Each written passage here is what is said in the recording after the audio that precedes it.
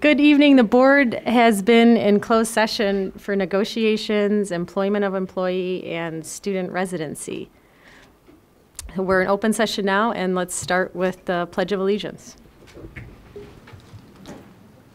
I pledge allegiance to the flag of the United States of America and to the republic for which it stands, one nation, under God, indivisible, with liberty and justice for all.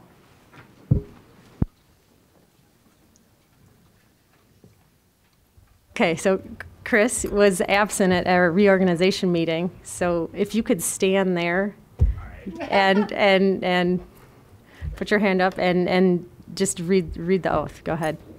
All right. Wow. Can I stand up? Or if you want to go there, that's fine. I'll leave it up to you. Sorry, guys. I, Chris Bloom, do solemnly affirm that I will faithfully discharge the duties of the office of member of the Board of Education of Elmhurst Community Unit School District 205 in accordance with the Constitution of the United States, the Constitution of the State of Illinois, and the laws of the State of Illinois to the best of my ability. I further affirm that I shall respect taxpayer interests by serving as a faithful protector of the school district's assets. I shall encourage and respect the free expression of opinion by my fellow board members and others who seek a hearing before the board, while respecting the privacy of students and employees. I shall recognize that the board member has no legal authority as an individual and that decisions can be made only by a majority vote at a public board meeting. And I shall abide by majority decisions of the board while retaining the right to seek changes in such decisions through ethical and constructive channels. Thank you. Thank you.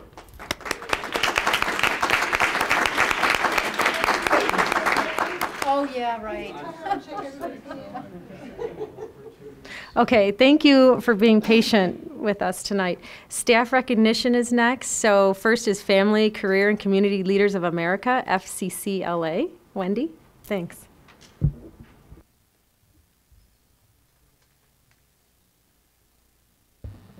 Good evening. My name is Wendy Albert. I am the Division Chair for Technology and Applied Arts. I'd like to thank the school board for recognizing the students in the Family, Career, and Community Leaders of America organization this evening.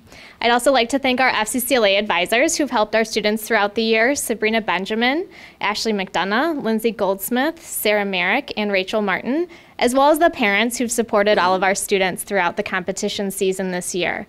Students, if I could have all of you come forward, please, and we'll be joined by Mrs. Goldsmith, one of our other FCCLA advisors as well.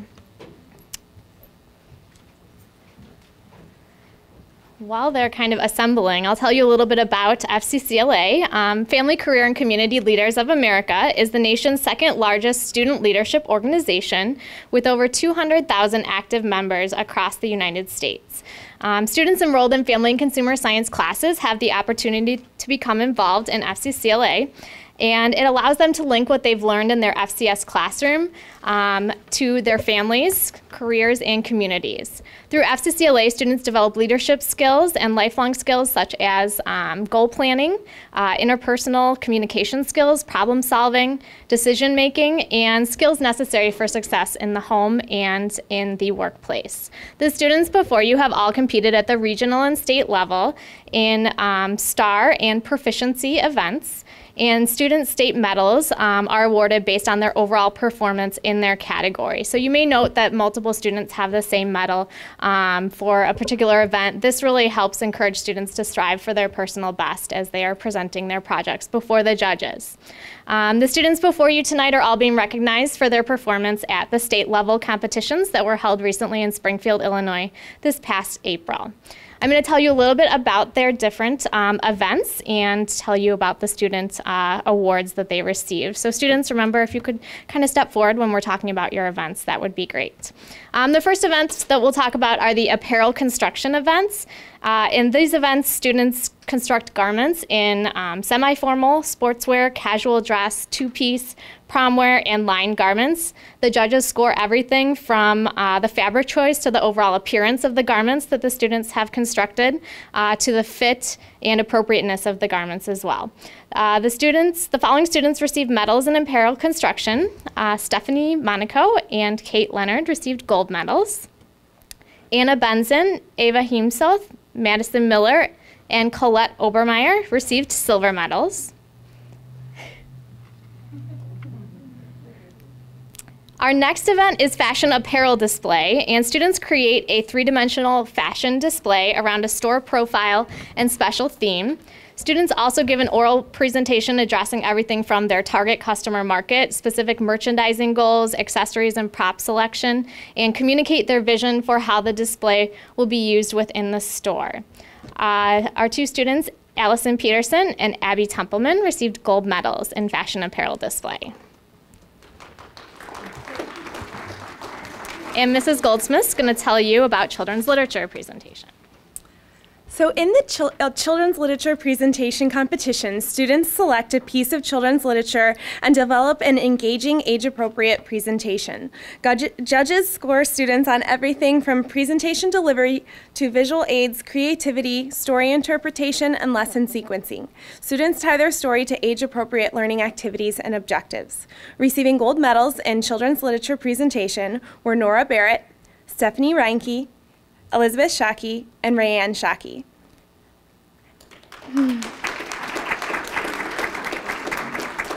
And receiving silver medals were Katie Rambo and Aubrey Turner.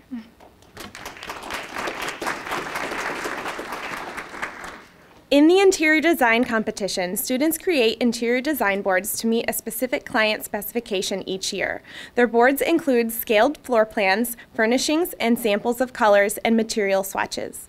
Carolyn Casagrande and Casey Gelsomino received bronze medals in the senior category.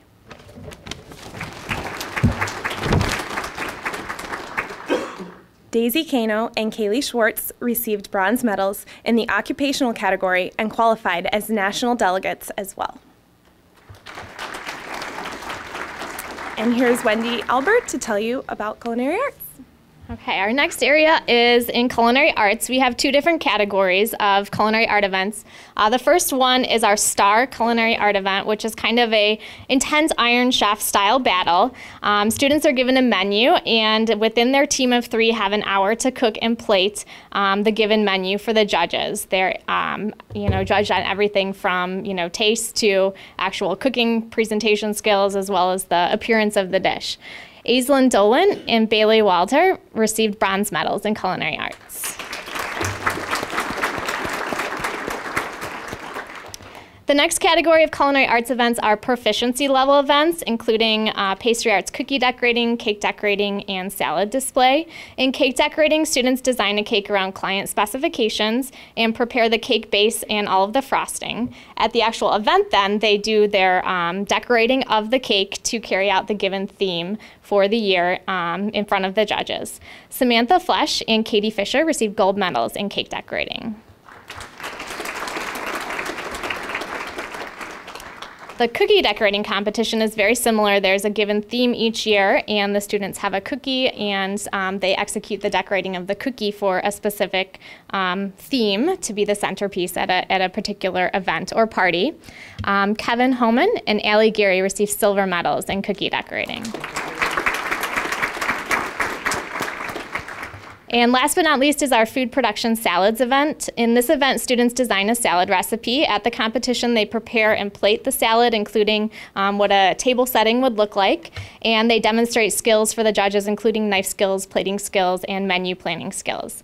Rachel Atristan received a gold medal in salads. Congratulations to all of our FCCLA competitors for your hard work and involvement in FCCLA this year.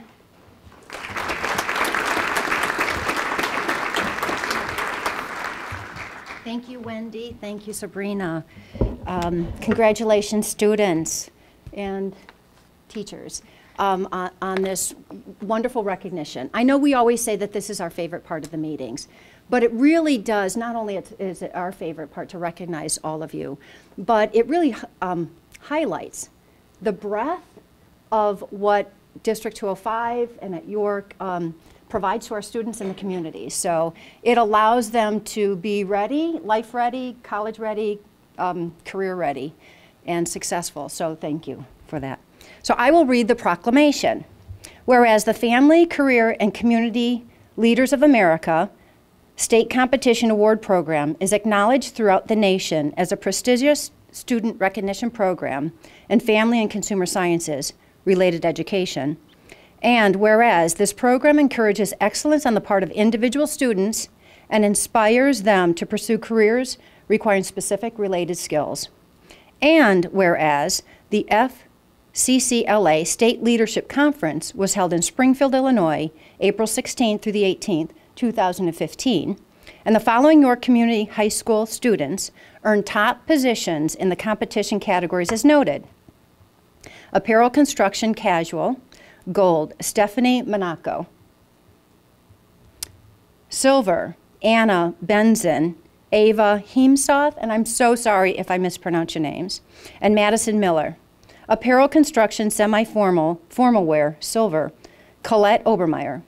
Apparel Construction Tailored, Lined Garments, gold, Catherine Leonard. Children's Literature Presentation, gold, Team 1, Nora Barrett and Stephanie Reinecke. Team 4, Ray-Ann Shockey and Elizabeth Shockey.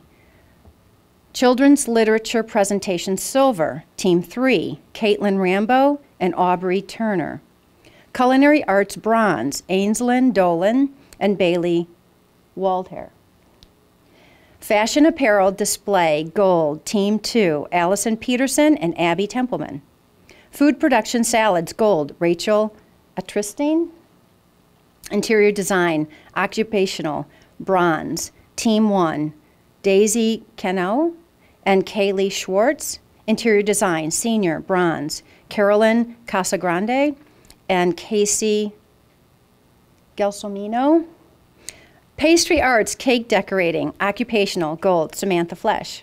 Pastry Arts, Cake Decorating, senior, gold, Caitlin Fisher.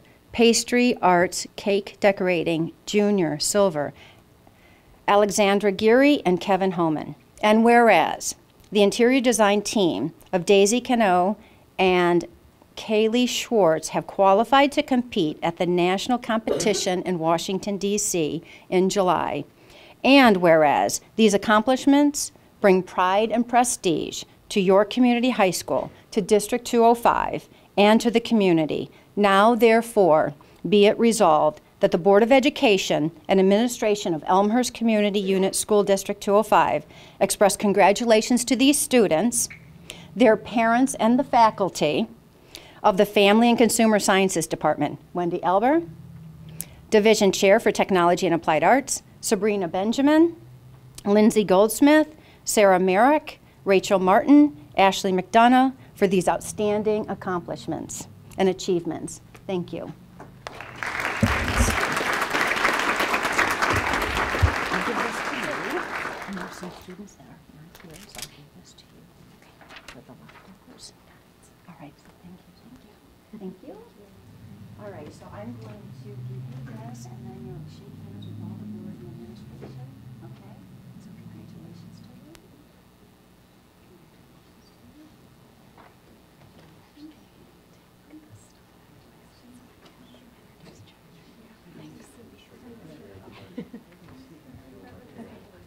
There you go. Follow it.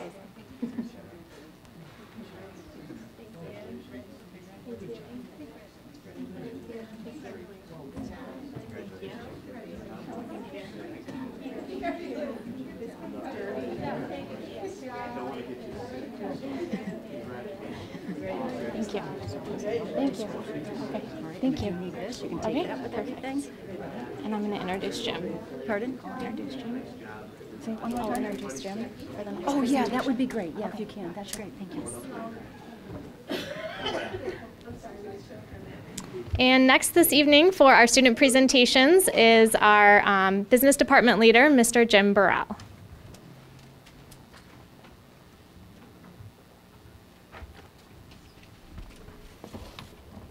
Hello everybody, my name is Jim Burrell. I'm a business teacher at York High School, and I'm very honored to be really teaching these great kids. I want to tell you a little bit about our achievement. We actually placed first and second at the Junior Achievement Chicago Titan competition against schools. There were 3 schools from Lyons Township, and it became pretty clear early on. So let's talk about what Titan is. First of all, my friend Rich Rosenberg has been with me for 10 years, and I can't tell you how lucky we are to have Rich Rosenberg teaching our kids. He comes in once a week for about 8 weeks or so, and the kids really look up to him because he just has a wealth of experience. He really knows business, and so what we do is we play with our honors management class. This is really our top tier class. These kids get 3 semester hours of college credit. So it's a difficult class, but we put Titan in with that. And Titan is an online business simulation where students, they actually compete to try to have the greatest retained earnings in this online simulation. And there's a fictitious product called a Hollow Generator, but the goal is that you can change price, you can change research and development, you can change capital investment. Like, you make decisions with money you have to try to create the best profit for your company, and the computer actually awards the best decisions. And it's really fun. We can do it in a class period. We have been doing it for probably 10 years or so. And when we take kids down to the Chicago Titan competition over the years, we've been very successful. And it's really due to many factors, but probably the biggest factor is the kids standing in front of you here right now. So it became fairly early on when we were competing that, first of all, the girls, they're from my fall class for business management, and they just stood out. There's 31 kids in that class, and you kind of have to be invited by Rich and I. And the girls just dominated in the fall. It was every time that we played as a class, the girls would be just far and away. It's like, okay, this is an easy decision because the girls are going to represent us at the Chicago Titan competition. It's exactly how that went down. And then in the spring semester, we kind of picked and choosed, and we selected Kevin Castholm, who's standing in front of you now, Alex Sapansky, and Grant Spaeth. And when we got into the actual room and we were competing against each other, it became pretty clear that it was going to happen between the girls. It was going to be a York domination, really, and I'm not exaggerating, am I, guys? I mean, it's kind of how it went down. And but the only question was, who's going to win, the guys or the girls? And I don't know. It's funny because the girls were winning. When you change quarters, it's a business quarter, and then you get to rechange your decisions. So the girls were just dominating, and just winning. And, we kind of thought, wow, okay, well, the girls are going to win, and the guys are going to come a close second. And then at the end, Kevin, you guys had some inventory that they needed to get rid of, and they selected a very low price, got quite a bit of return for every unit that was there, and jumped ahead of the girls by a very small margin right at the end. So if it went another quarter, because they don't tell you when the quarter is going to end, so you run a good business. And we shouldn't say, Kevin, we got lucky, but let's just say the girls would say we somewhat got lucky that it ended when it did. Because if it went any further, we may have had a different result. But let's just throw it out there. Kevin and Alex and Grant, they finished first.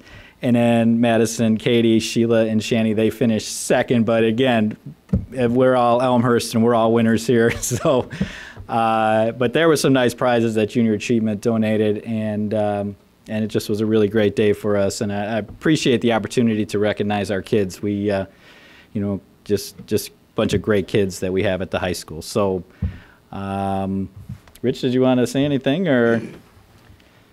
Only add that the obvious is obvious, that Mr. Burrell is a magnificent, wonderful instructor.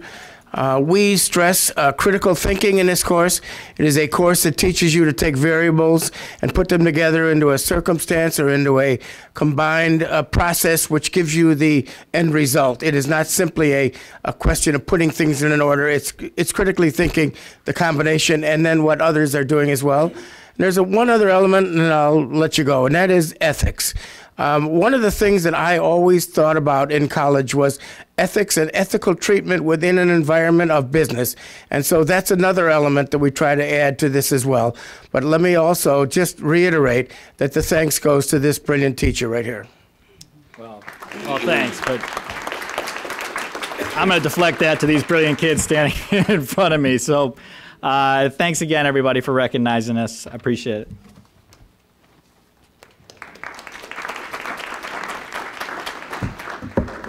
This is a wonderful thing. This is what happens when you start out with some great kids.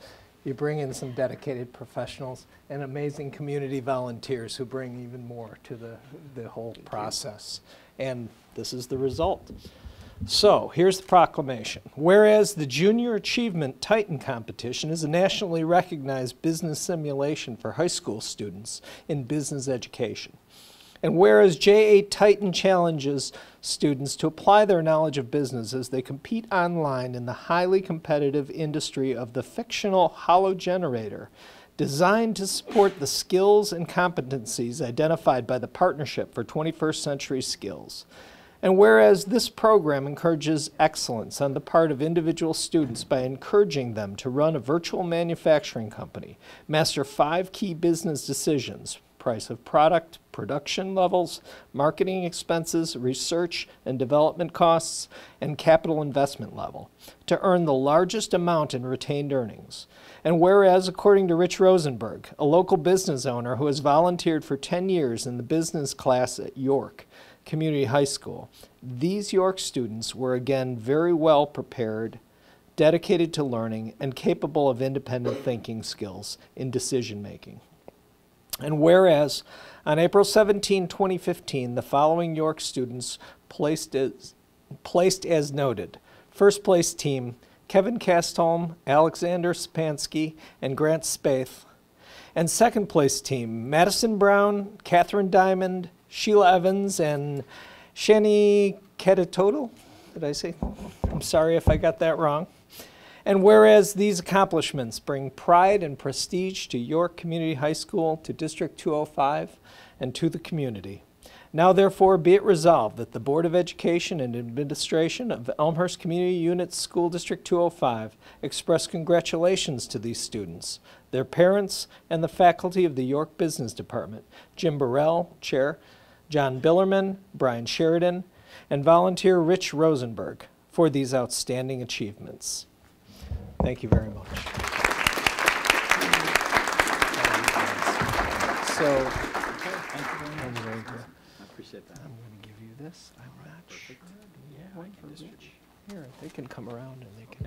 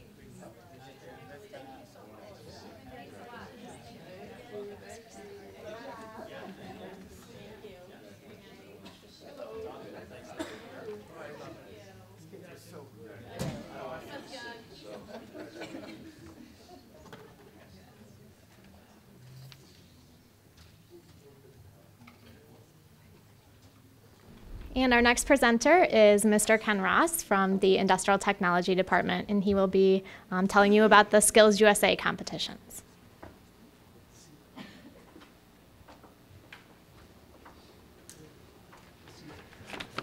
What's that? That's right. That's right. Pretty cool being last. But it's nice to be following such great success we've had this year at York. Look forward to this time of year every year. It's funny how fast it comes. It comes faster every year, believe it or not. But I do want to thank the school board, Superintendent Dave Pernot, for giving us the opportunity to come here tonight to showcase what our students have been able to achieve at the culmination of their school year. I also want to thank Ms. Diana Smith, Principal at York, and her administration for their positive support and of our students and the Industrial Technology Department at York. Normally I read pretty much the same thing every year, but there's a couple things I wanted to, like a little bit more background about Skills. Skills USA is actually celebrating its 50th year this year. And we were told at the state conference that we have just over 350,000 members nationwide. So it's growing, and it's been growing every year. The other thing at York, we have one of our goals, school goals, is to get our students more and more involved in extracurricular activities outside the classroom. And when I started here in '94, we actually didn't have a Skills USA Club active. We activated it. And in 1995, we had 4 students that were members. And this year, we had 72. So every year, we've been able to increase the number of student participants in our organization. And what's really cool is as the membership has risen and the challenge that we're able to put on our students, we went from bringing 3 students downstate to 31 this year. And these are students that had to qualify by written test in February and be selected to go downstate. We actually had 33 students qualify, but 2 of them couldn't make it due to other commitments. So we're really, really proud of our students. And the areas that we compete in is in graphic communications, autos, principles of physics technology, cabinet making, technical drafting CAD. And the competitions, when they go downstate, they're there, and they get up at 7:30 in the morning, and they go to their competitions, and they just go flat out. Nothing's prepared. You just go down there, and they say, here it is. Go for it. And a lot of times the kids come back. I have never seen students that tired in my life. And then they come back and go, wow, it really work. I'm like, yeah, welcome to the real world.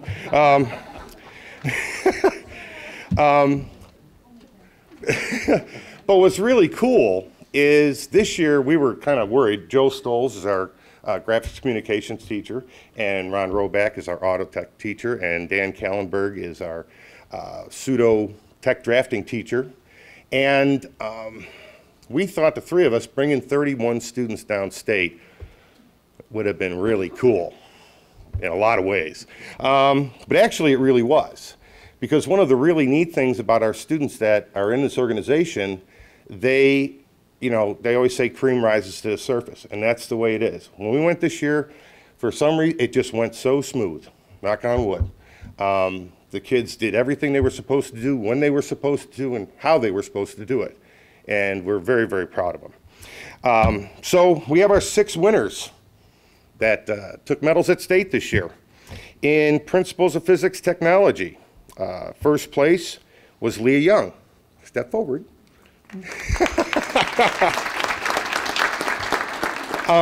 Leah's persistent. She took 2nd place last year. Figured, nah, that's not good enough. So she came back this year with a whole new presentation and took 1st. 3rd place was taken by Paige McIntyre. Interesting about Paige, when she first started this year in Principles of Tech, what do we want to say, Paige? Kind of reserved? Yeah.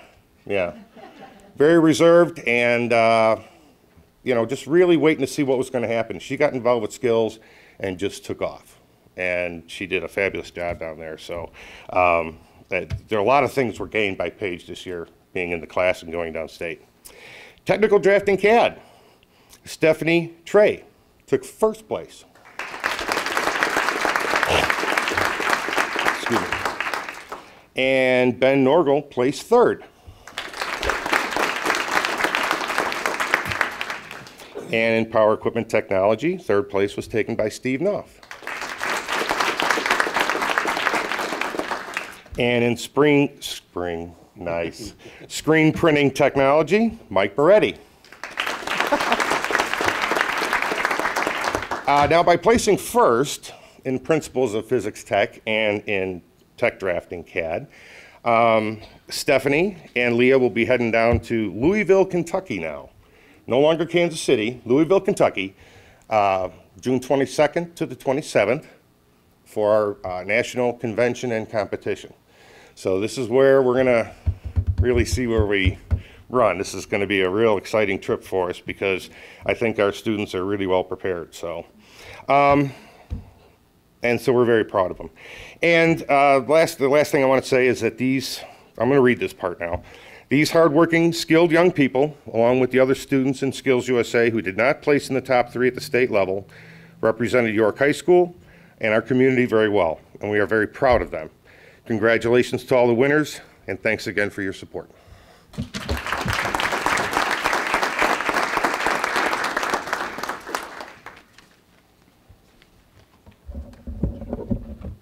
It's hard not to repeat what's already been said, but this truly is two things. This truly is the best part of our meetings, is to be able to recognize and showcase all the talent and our talented and dedicated teachers, administrators, and seeing all of those smiling faces out there of those proud parents. That's the best part. That's what makes our community strong.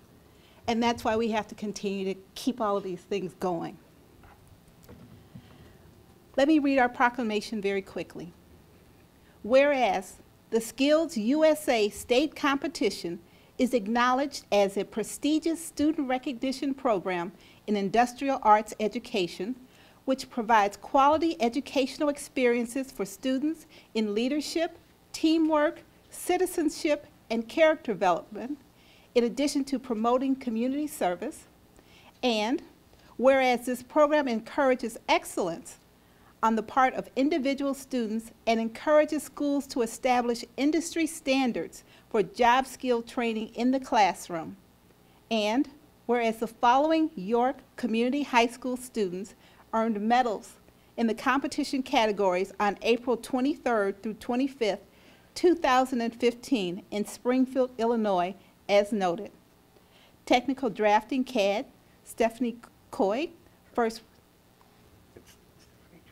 Trey, thank you. Sorry, Stephanie. Stephanie Trey, first place, and Benjamin Norgal, third place. Power Equipment Technology, Stephen Knopf, third place. Screen Printing Technology, Michael Moretti, third place. Principles of Engineering Technology, Leah Young, first place, and Paige McIntyre, third place. And whereas first place winners Stephanie Trey and Leah Young are now registered for national competition to be held this June in Louisville, Kentucky. And whereas these accomplishments bring pride and prestige to York Community High School, to District 205, to the parents, and to the community at large, now therefore be it resolved that the Board of Education and Administration of Elmhurst Community School District 205 express congratulations to these students, their parents, and their teachers from the York Industrial Technology Department, Ken Ross, Department Leader Dan Kallenberg, Ron Robach, and Joe Stoltz for these outstanding accomplishments. Thank you.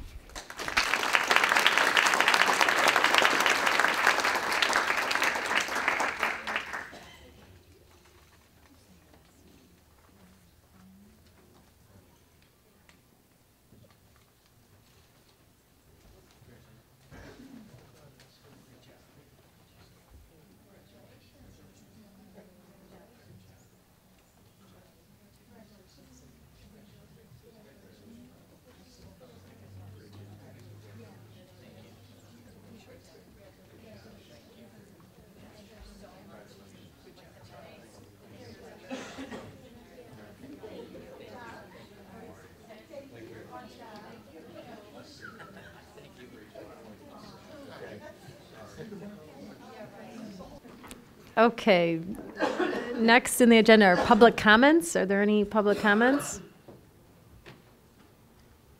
Okay. Superintendent's communication.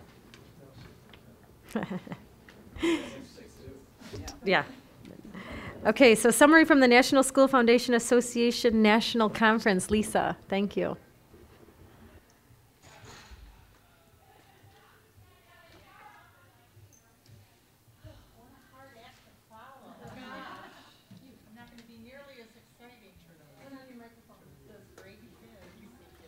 Does that work? Okay. Well, thank you for inviting me.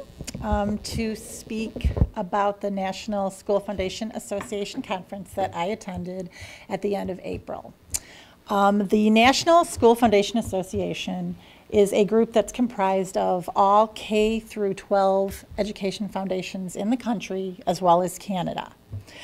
They've been around for about 10 years, and they provide great support for foundations. They're a great resource, and they have a conference every year. So this year the conference was in Chicago, so I was able to attend. I also served on the host committee, so I was able to plan parts of the conference and work in a volunteer capacity throughout the conference. So I got to meet some great people and work on a great team. The conference was attended by 32 from members of 32 states and Canada, so there were hundreds of people there.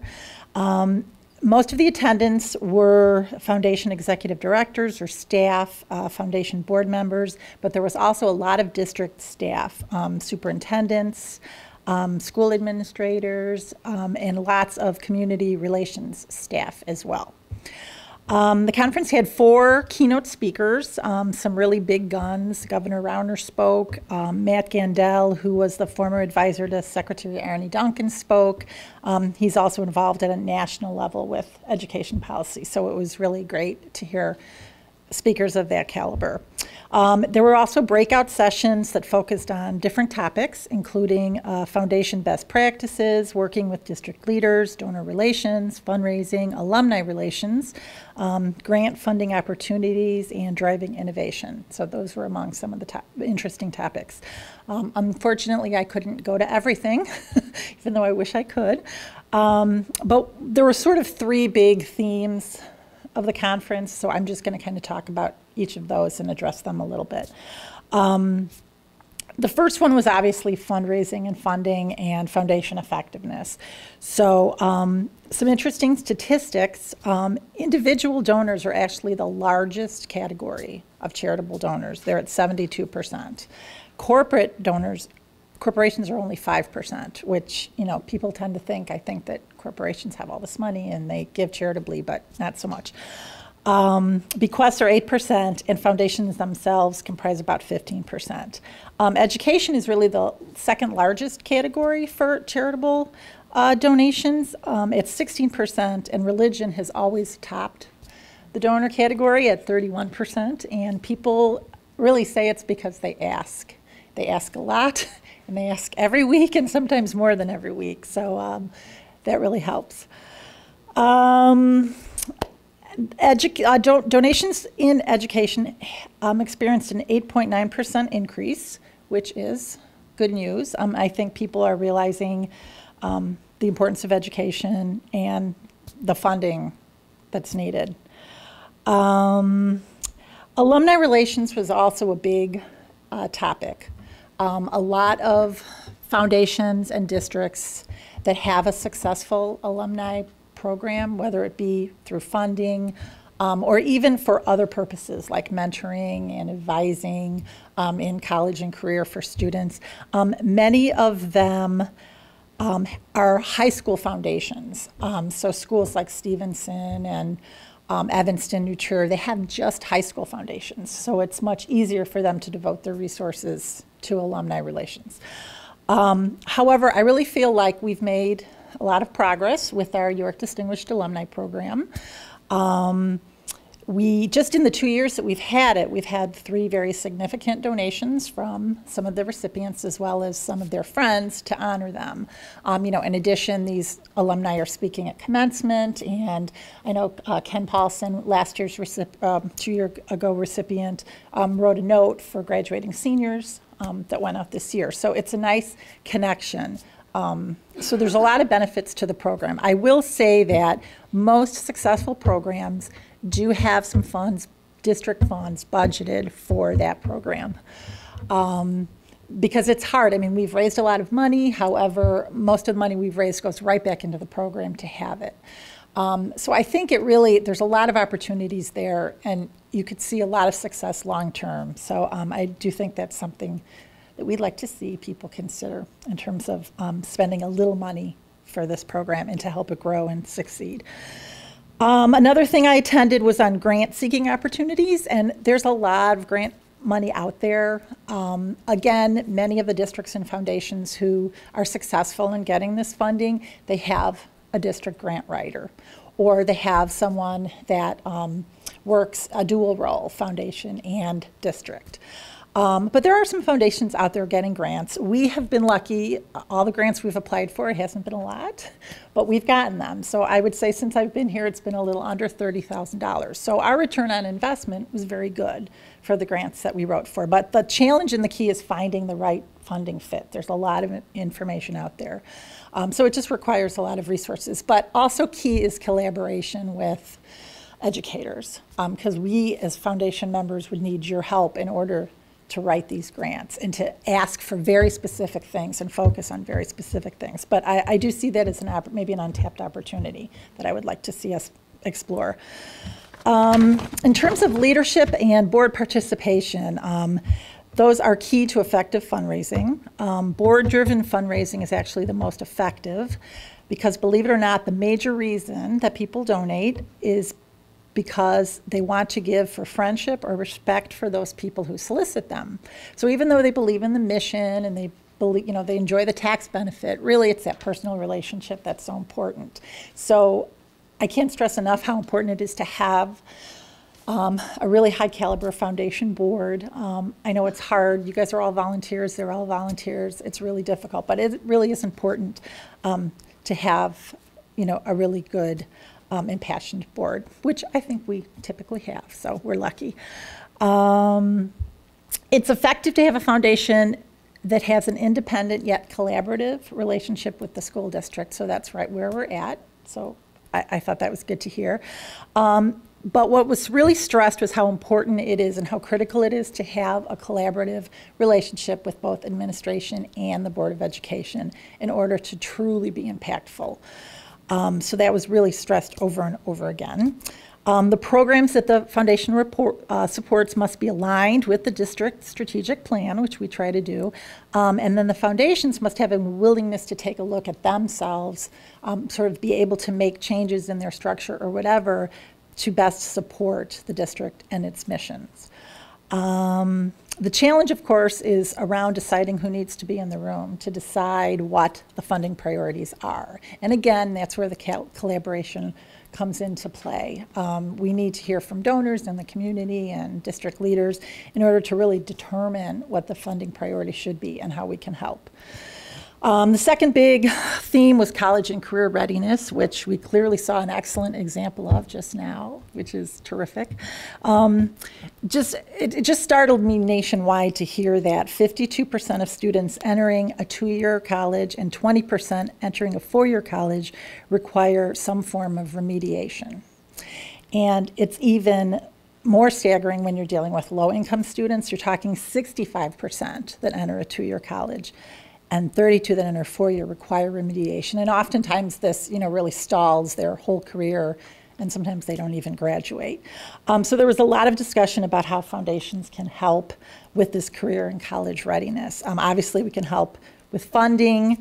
I think an important thing is that foundations tend to be about every student, and in our case, we're about every student, every campus. And so we kind of have that breadth, and we can work alongside with the district in that district-wide sort of, approach.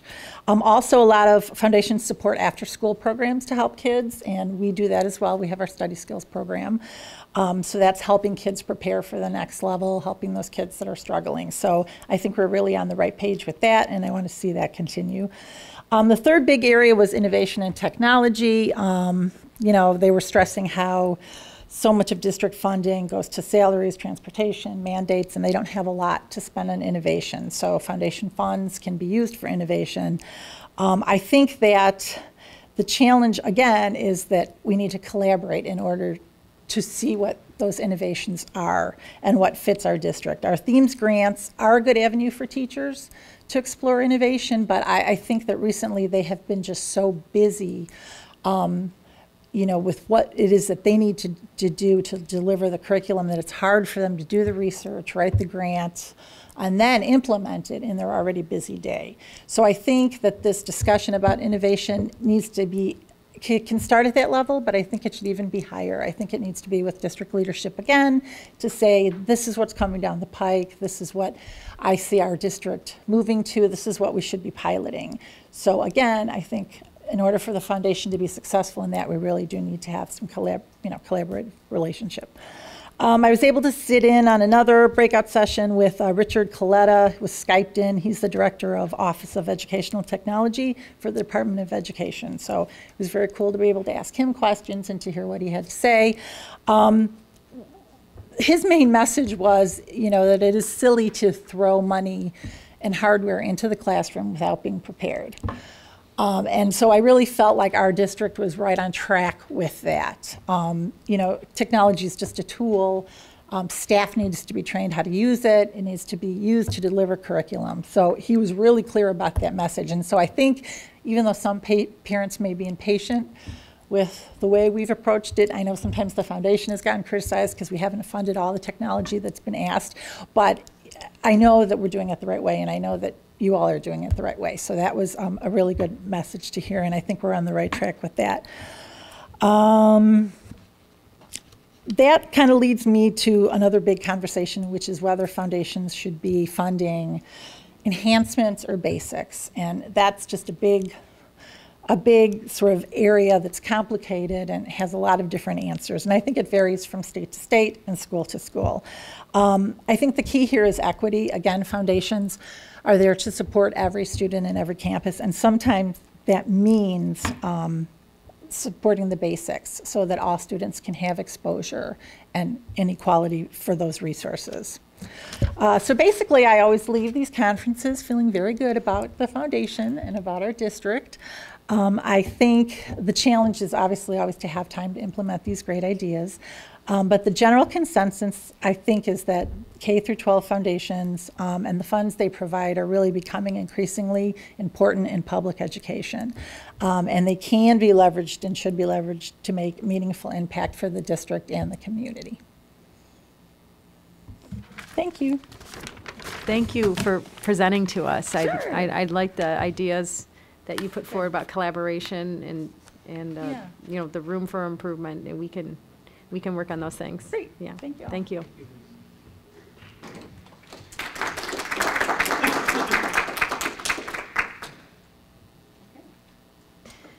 We have our insurance consultant here. Thank you for coming.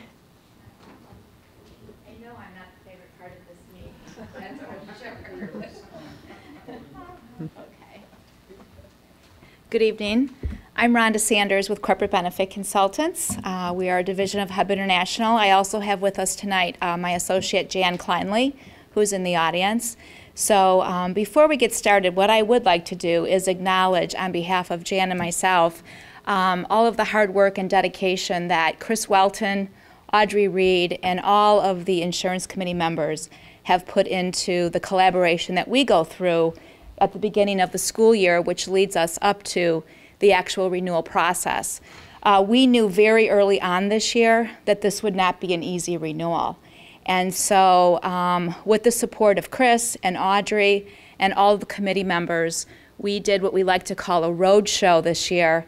And we actually visited every school and had meetings to explain to the members exactly what was going on with the plan, what the increase might look like, and how we can best prepare the membership for the renewal this year.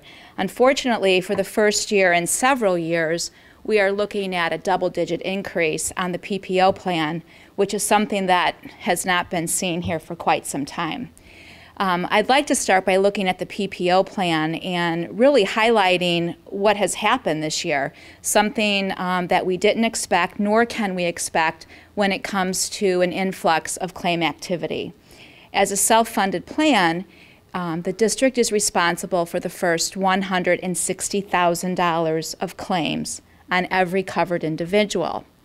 Everything above that amount is then covered and paid for by Blue Cross Blue Shield, or in your case, we have an outside stop-loss carrier, Symetra, which covers those losses.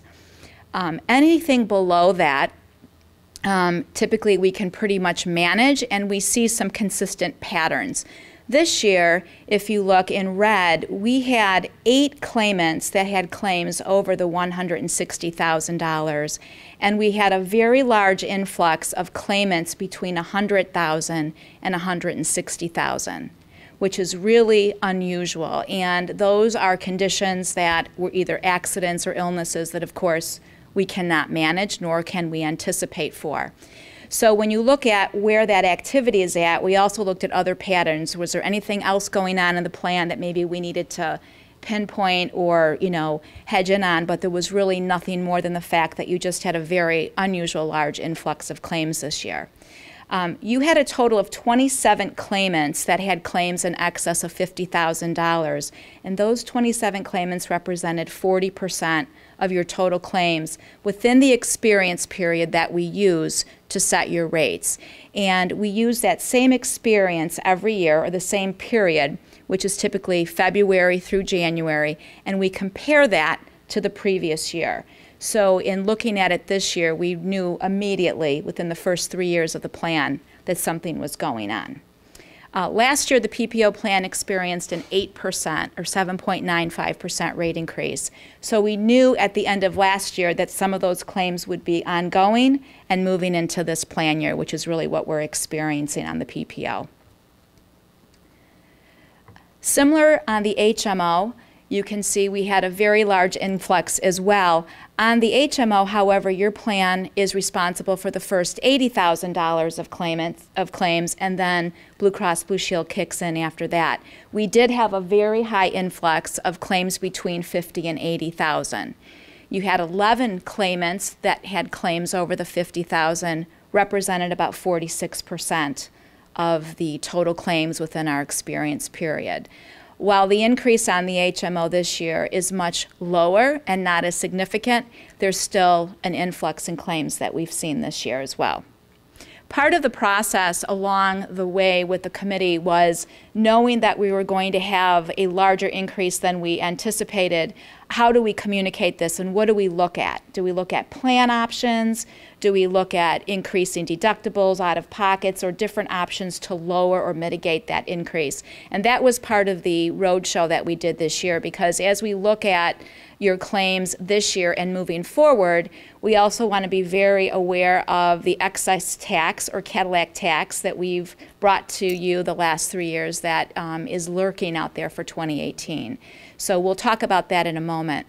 But when we look at the year-over-year budget projections for this year, including your PPO, HMO, and dental, it's a total of a 14% increase.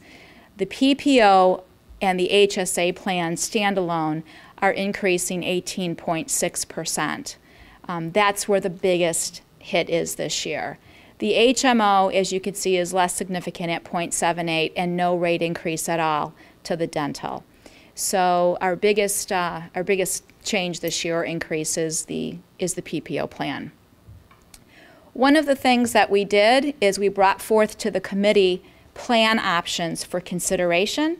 And within those plan options, we wanted them to see how changing the plan deductible, out-of-pocket, and coinsurance would bring down that 18% increase. So we gave 3 options. We gave an option for a $600 deductible plan, a $750 deductible plan, and a $1,000 deductible plan. Today, the PPO plan is a $400 deductible plan. So you can see, if you look at each option, the best bet really was a $1,000 deductible plan. Very significant compared to where the plan is at today, but it gave the committee some good benchmarking as to where they would need to be or what options they felt comfortable presenting to the rest of the constituents in the process. Part of the committee's job is to not only choose the renewal, but to also choose 2 other options to bring out to the membership to determine what direction the members would like to go in. And again, part of our visits to the different school was to show this right here, and then to also show what impact any of these changes would have on the Cadillac tax in 2018. So we put a survey together, probably earlier this month, a couple weeks ago. And the survey went out to all of the members at the district that are covered under the plan and said you have to vote on one of three choices. You can vote on taking the 18% rate increase to the current PPO plan, not making any plan changes, or you can choose option 1, which was the $600 deductible, or option 2, which was the $750. Those were the two options that the insurance committee had agreed to present. And as you can see from the results, the majority of the population, or 70% of the population that did participate in the survey, chose to stay with the current PPO plan, no change of benefits, and to accept the 18% rate increase. We had a higher option for the 600, and then our lowest at a little bit less than, or a little 10%, voted for the $750 plan. So that's where we were at as of the end of this survey. The next slide here, difficult to read, but it does represent the actual premium equivalent rates that would be used for purposes of COBRA and for purposes of contributions. So the contribution would be used from the rates that you see highlighted in blue. And you can see that the PPO would go up 18.8%, and the HSA rates would remain the same, so there would be no change. There are very few people in the HSA plan, so it's really not a good idea to rate that on a standalone basis. We include that experience with the PPO. And then on the HMO, you can see the rates went up 0.78% and no change on the dental. There are a few Affordable Care Act related benefit mandates that are applicable to grandfathered plans. And under the Affordable Care Act, employer groups are allowed to remain grandfathered, meaning that if you make no significant plan changes or contribution changes to your plan as of March 23, 2010, you can remain grandfathered, and you are not subject to some of the provisions that non-grandfathered plans are subject to. However, there are some provisions that you do have to adhere to, one being with the health savings account. These are the deductibles and out-of-pocket maximums are actually governed and set annually by the IRS. So the deductibles will be increased to $2,600 for single and $5,200 for family. Under the PPO plan, really nothing major. Dependents will be canceled at the end of the month in which they reach their limiting age instead of cancellation at their date of birth. And then under the mental health parity provision, the ACA does not allow plans to set limits, dollar limits on mental health or substance abuse. It has to be treated the same as any other illness. And one of the things that will be done this year is Blue Cross Blue Shield will be covering residential treatment facilities for substance abuse and mental health inpatient, the same as they treat any other inpatient services. So that is something that the Affordable Care Act provision does require our plans to include. Okay, I mentioned the Cadillac tax for 2018. If you can see this on your screen, what we look at is two things. When the Cadillac tax is implemented in 2018, we'd like to know, where are you going to be before 2018? Will your plans hit those thresholds? And if they do hit the threshold, when will it hit? And what will the possible tax look like in 2018. Now, there is an election, as we all know, between now and 2018. Something could change with this tax. The feeling is that it probably will not go away. It's needed to help support and continue funding the healthcare exchanges that are out there. It may be delayed, it may be modified, but it's certainly not going to go away. Looking at this, on the top part, we've identified each of your plans and what the projected premium would be, and we've assumed in this exhibit 7% rate increases across the board annually. The second box you'll see we have circled for the PPO, you'll hit the threshold in 2017. No taxes are applicable in 2017, but that's when your plan would actually hit the threshold, assuming no plan changes and an actuarial trend of 7%. By 2018, that tax is $596,000, just the tax alone estimated for that plan. And then you can see every year thereafter, again, the tax gets greater, assuming no changes in a 7% trend. Your other plans are very well set in the respect that they're not going to hit the thresholds. You'll see the threshold in green. So your other plans don't hit until far beyond 2018, and the taxes for those plans are much less. So the real issue is the current PPO plan if it remains at the same $400 plan deductible. Those deductibles are harder and harder to sustain because the lower they are, the higher utilization you have, the less out of pocket the members have, and so that becomes an issue with regards to the Cadillac tax.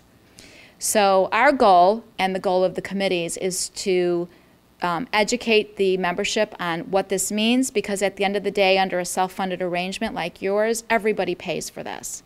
Everybody has to pay for that tax because employers like yourself are allowed to charge that tax back to the member in a form of contribution. And so when you look at numbers like this, many districts question, how do we sustain that number? And how do we do to mitigate or push that? You know, what do we have to do to push that out as far back as we can? So some of the things that we've talked to the committee about, and some that you are doing today, are taking strategic steps to move forward to the 2018. And the first thing is benefit plan design, which we've done this year. The second is offering a high deductible health plan with a health savings account, which you have introduced. And every year at the open enrollment, we work very hard to introduce this and educate the members more on this plan. That's part of the open enrollment process at each of the schools that we do every year. Wellness programs, you do have a wellness program in place today. It is not tied, however, to like a results-driven approach. In other words, have people participate in the wellness program, but perhaps base either their contributions or what have you on the results of their screenings, so that there's a little skin in the game for them. You know, if I stay healthy, the plan stays healthy. So we have been educating the committee on those type of programs as well.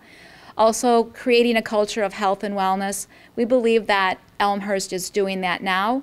We need to, with the help of the committee, is get that out to the membership a little bit more in the form of continuing educational meetings at each of the districts. And then also make sure that we're developing a long-term strategic plan. It'd be remiss not to look at what's happening in 2018. It would be remiss to just sit and wait until 2017 to do anything unless you have that long-term strategic plan or goal and take those steps towards that. Our feeling is that it'll put you in a much better place come 2018. Any questions? I told you this wasn't the best part of the... Yeah. Any questions at all? This is more of a statement. Thank you so much for that background. I really appreciate you going through the presentation and highlighting some of the rationale of that high increase in the PPO. And I also was equally appreciate the fact that when you brought different proposals to the committee and again to the population, that this is what they chose. Right. So that helps me. You know, that 18% is a high increase. It's a high increase, yeah.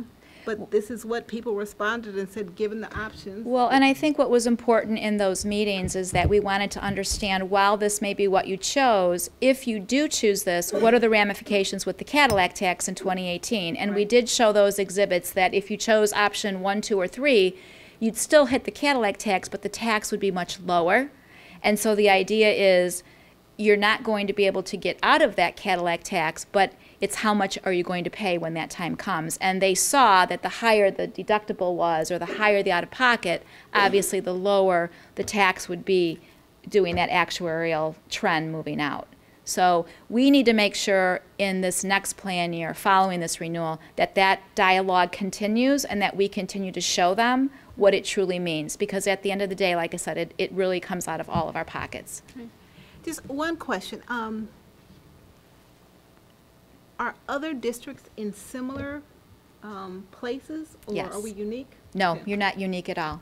Okay. Government entities, school districts, municipalities, union plans are probably the ones that will get the most, that hit the hardest with this, because of the fact that you've always been known to have very generous benefits compared to the private sector. Private sector has been at a $1,200 to $1,500 deductible now for the last 5 years. So our school districts, our municipalities are still at that lower level deductible, and this is not unique at all. And it's a much harder process. It's a little bit more painful for the members of school districts because they work for their benefits.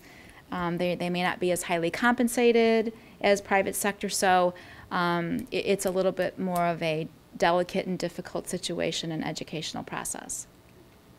Well, thank you. Thank you for continuing the Okay. discussion. Any other questions? Thank you very much once again. Same comments as Margaret. I agree. Now, the insurance committee meets throughout the year, correct? Monthly. Monthly. Once a Okay. month, beginning in September. Okay. And therefore, when you talk about the dialogue, you will then start talking about it already in September? Yes. To prepare? Yes. Okay. And there will probably be more conversation potentially about HSA maybe? Yes. And movement there? Yes. Okay. Absolutely. Jan is really our champion in the HSA world, and she really was the one that went out to the other schools to really talk about the HSA plan, how it works, how it offers tax advantage savings to the member. But when you have people that they're used to that lower deductible and they see that higher deductible of $2,600, it's scary for them. So it is an educational process, and it only takes a couple people to move into that plan and have a really good experience for them to start talking. And if we could find that champion within that plan among your district, that's really what helps promote and get more people involved in that type of plan. And that's really what we need to do over the next course of the year, the next school year. We have some great dialogue, and I do anticipate Yeah. slowly more people coming in. The first year of the plan is the hardest. It's a scary number. People start talking. You might want to come up. You should want to come up, Jan. You might want to come up. So when we were at the Wait.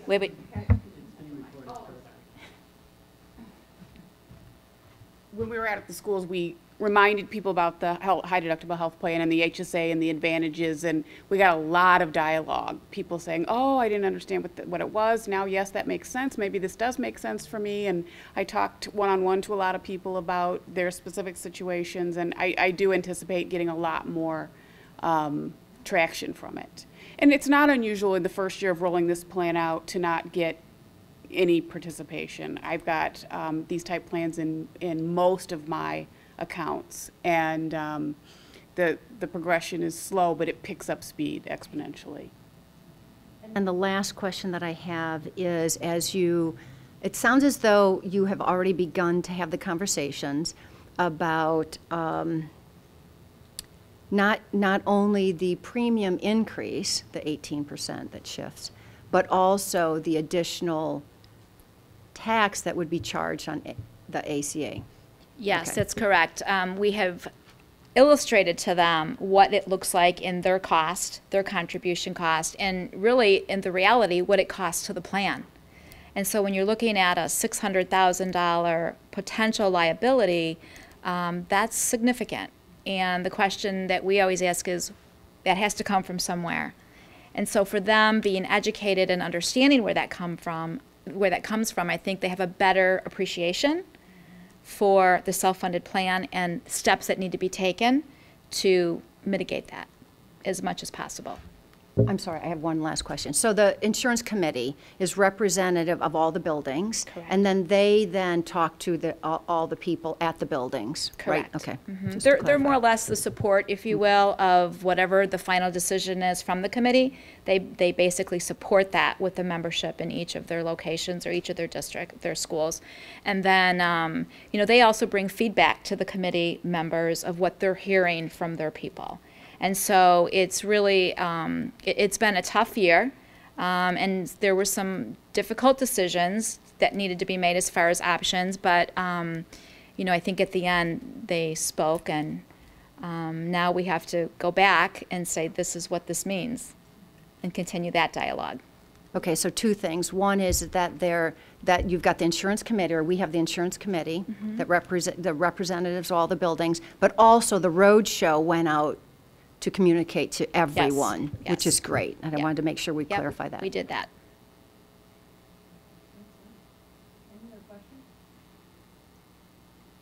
Okay. Thank you. Thank you very much. Thank you. Okay, Chromebook acquisition.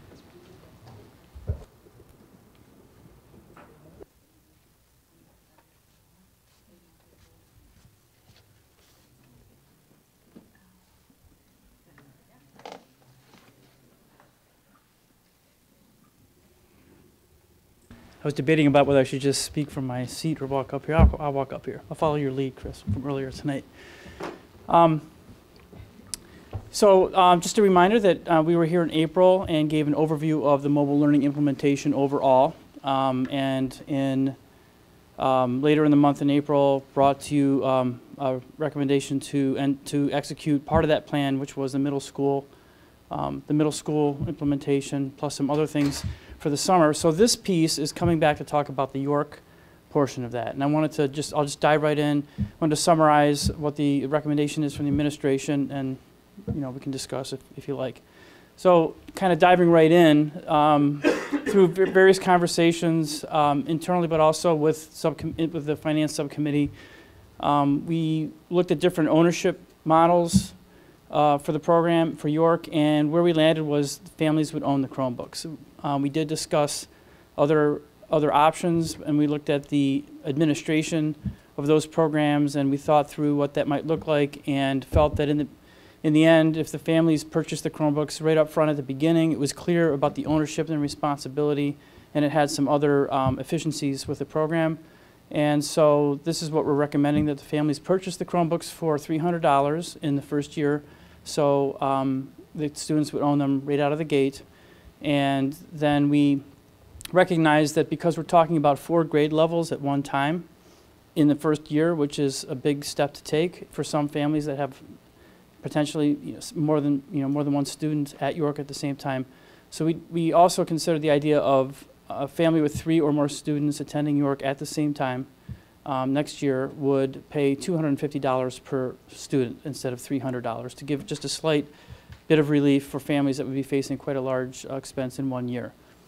By comparison, sort of jumping to the bottom, $300 for the Chromebook. If you went online to Dell, which I actually did, and looked at their online discount and got all the things I could get from Dell for a price break, it ended up being about a $360 purchase by comparison if I went retail. But one of the key points is there's no support plan with that device. So with the district $300, that device is supported by the school, by the technology services internship class, and by staff as needed to make sure that the device is appropriately supported. So that comes with this package. This table illustrates the components of that $300, the costs, the Chromebook itself with a management license, the case, which is a protective case with a great discount that we got from Dell, some costs to help us offset some of the operational costs of this, and some of the other aspects of the program, like credit card costs and financial record keeping. But the loaners that we have in the district, we have to carry a set of loaners on the books and keep them running as well. So there's some cost to running this program, and a component of this helps offset that cost. And then there's a sales tax component because we're reselling equipment that we purchased from the vendor tax-free. So the total is $300, and that covers everything for the device for 4 years. Families, obviously, in District 205, we have about a 6% historical run rate of families that qualify for financial assistance. In this case, just like with textbooks, the district would loan a textbook to those students, and the student would be able to use them just like everybody else 24/7. But the Chromebook would remain property of the district. And to help families with the cost, we're proposing a payment plan for the first year, probably for any year that a student would enter the district. payments throughout the year.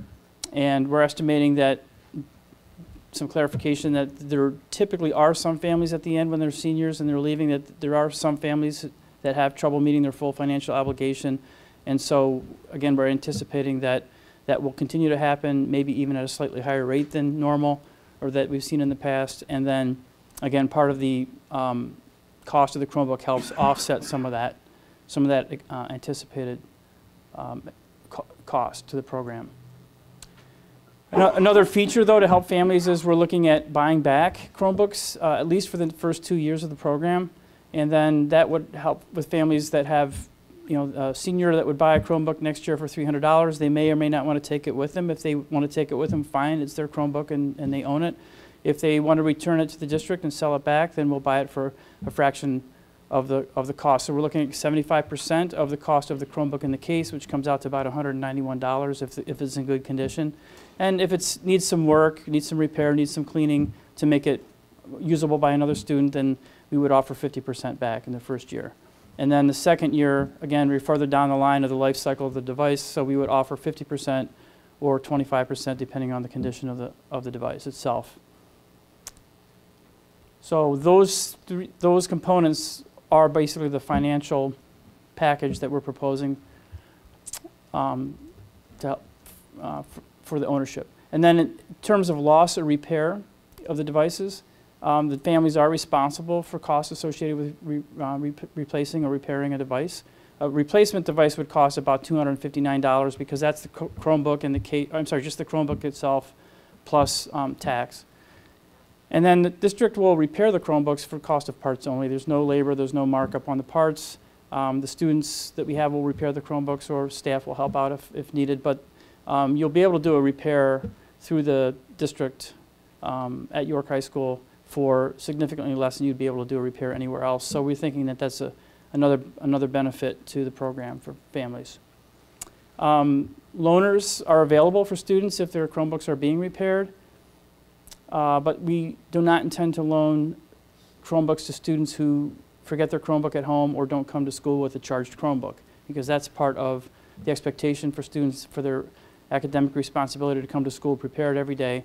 So there will be a way, though, if a student needs a Chromebook in a class for a particular reason that day that they happen to leave their Chromebook at home, there will be some, I'm calling them temporary loaners, that would be available. The teacher would have access to those through their department, and that would be available for the student for that class if they needed it for a quiz or a test or some activity that required them to have a Chromebook of their own for that class.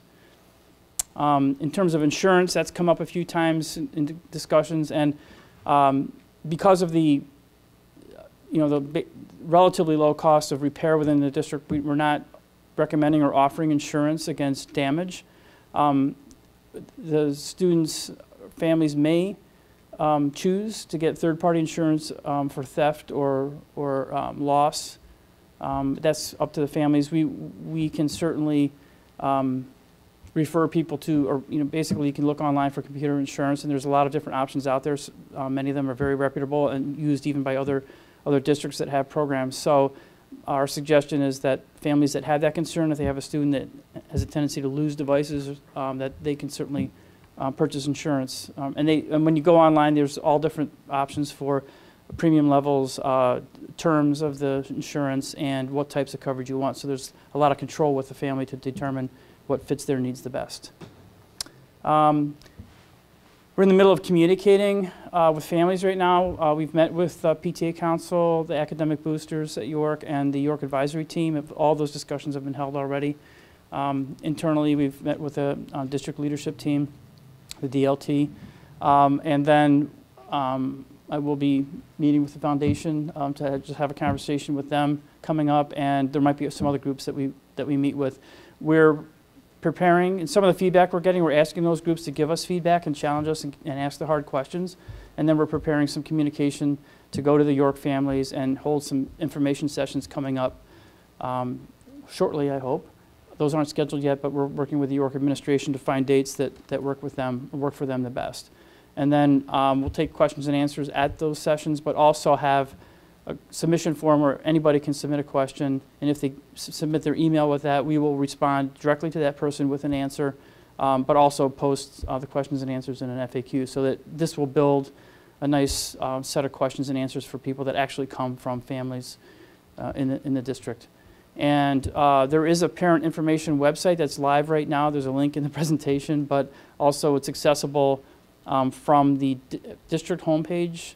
There's a drop down for departments, and there's a technology page under the department drop down, and on that page it's very prominently placed the parent information website that families can access. And we will communicate this site through other communications that come from York High School and to other channels, so that parents know where to find this information. It'll be kept up to date on a regular basis throughout the year, and probably ongoing with the program to keep families informed.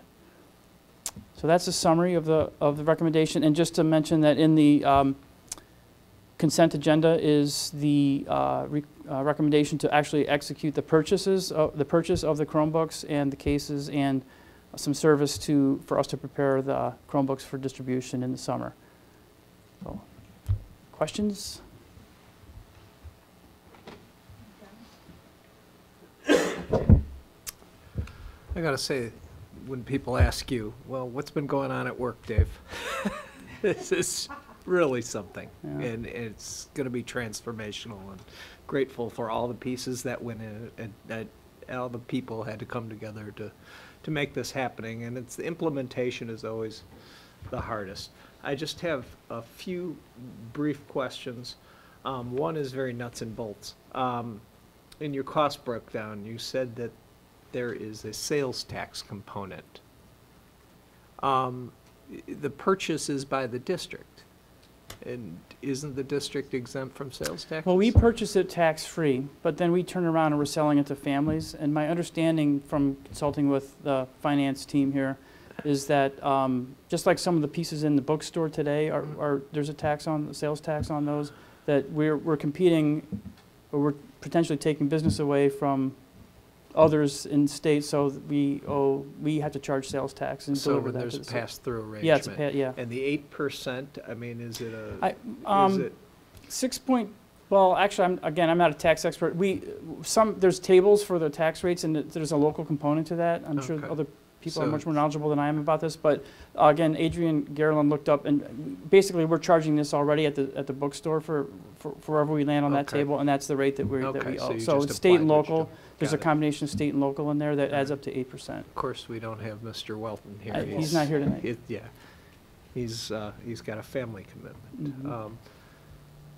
You estimated 50 families unable to pay. How did you? Okay, so come to that number of 50 was it help from the York to calculate that number.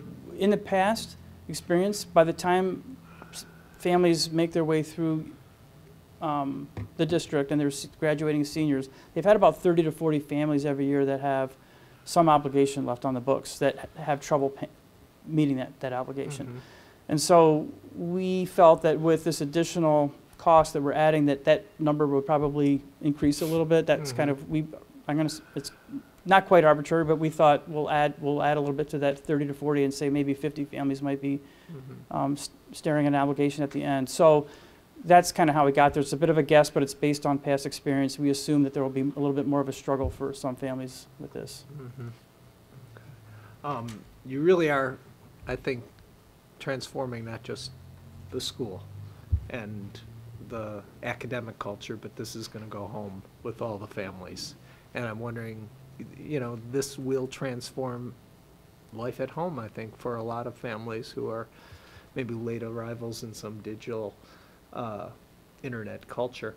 I guess my question, and I should have asked it 4 weeks ago, but when I was missing for that one, didn't get a chance to ask that. Do we have a sense of the Wi-Fi penetration rate at our homes?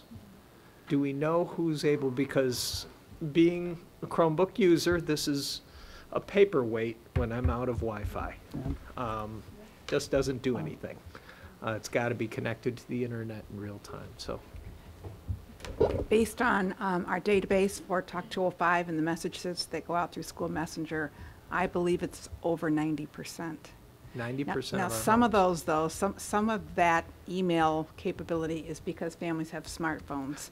So Well, email's different than Right, internet. right. So, So I'm just saying our numbers for being able to communicate electronically are around 90%, but I don't know that that does translate to families having Wi-Fi in their home. Yeah, there's sort of two, and that we definitely recognize that, and that's one of the questions we're building in the FAQ. But there's some resources, a couple of things. One is, and again, it does cost money, but and this is not a plug for Comcast, but they do have a program called Internet Essentials.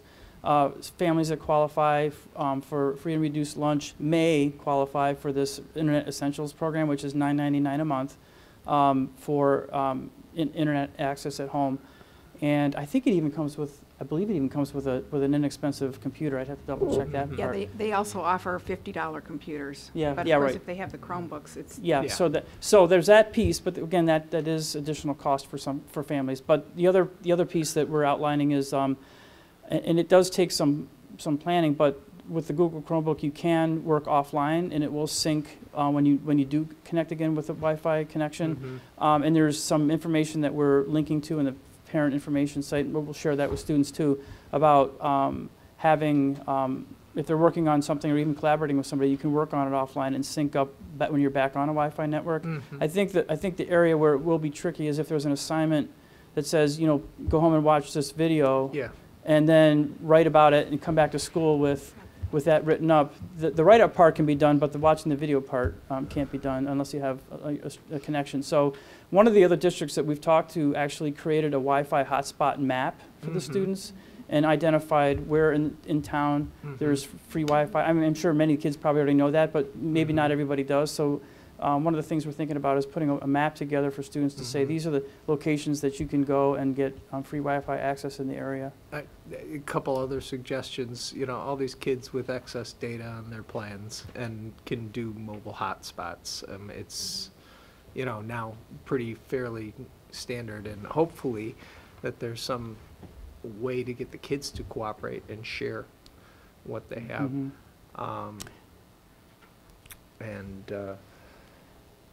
Sorry, the other one just. The other thought I had, which I hadn't discussed, is possibly even, as a district, are there ways that students might be able to come to one of the schools potentially, since we have.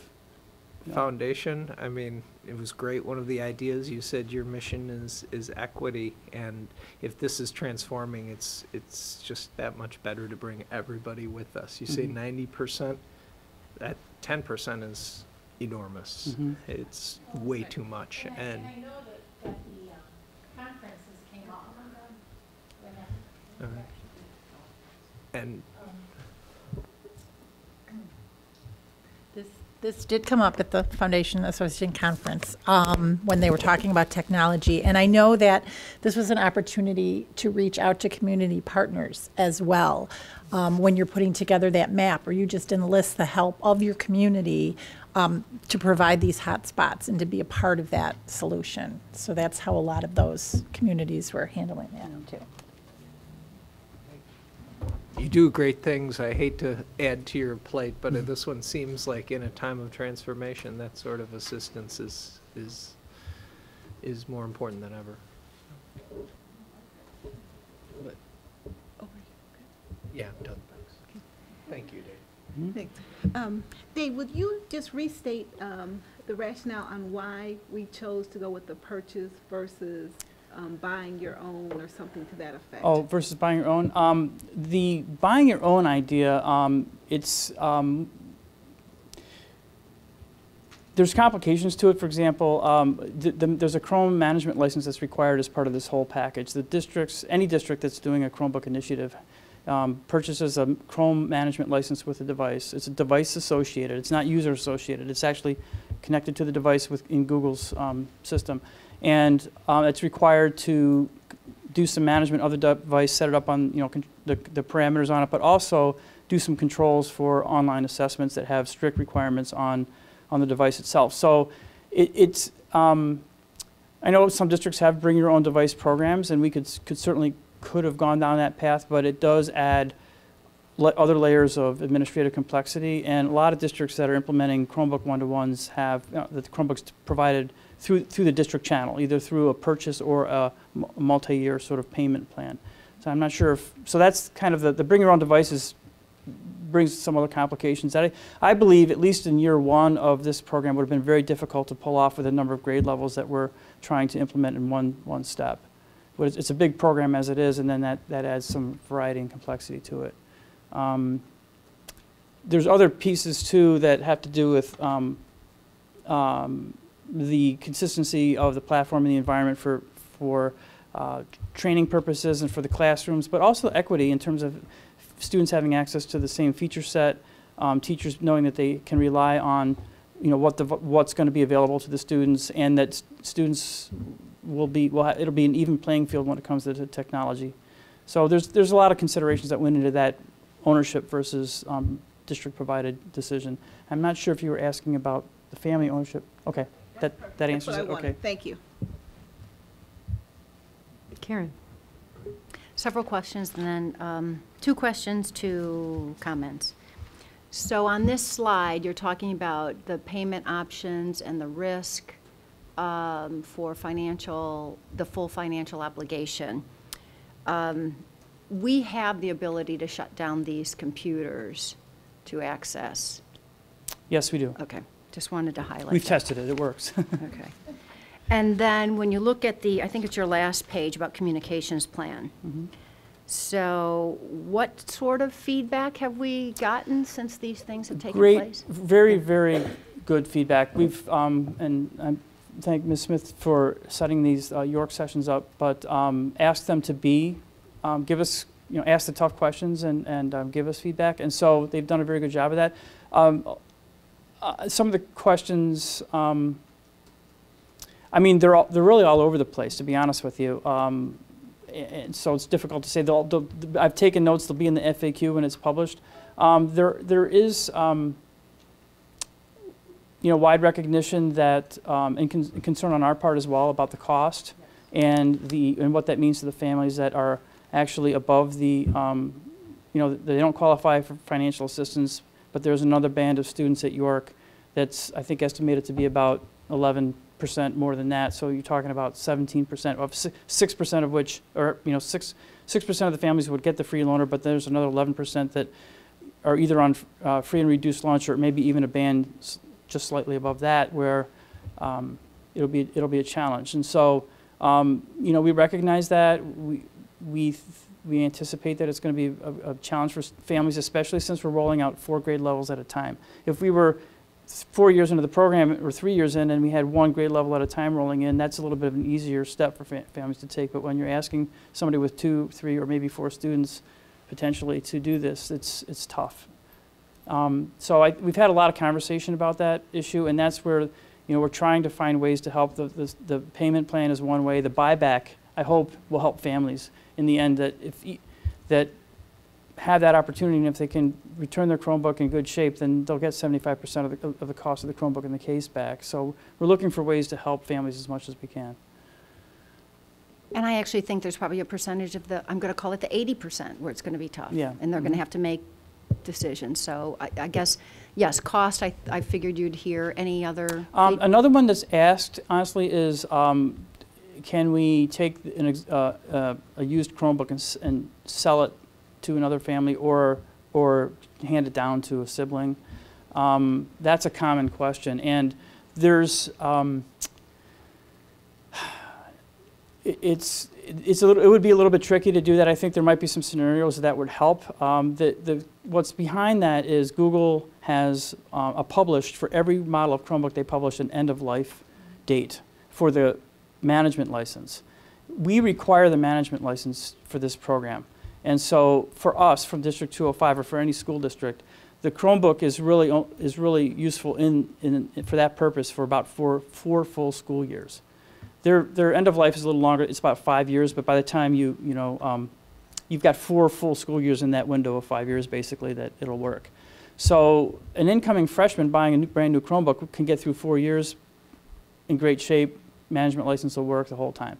If you're here for a year or 2 and you sell it back, the incoming freshman buying a used Chromebook that has 2 years left on the management license, you've got another purchase decision that you have to make in 2 years. And you may or may not get a used Chromebook at that point in time. Just like the York bookstore, when they sell used books, I've heard from families they'd really like to get a used book, but they're gone by the time they're gone by the time they get there, and they now have to buy a new one. And so I'm anticipating something like that might happen with Chromebooks as well. And now you have a family that might have started for $150, but now they're facing a $300 purchase as a junior.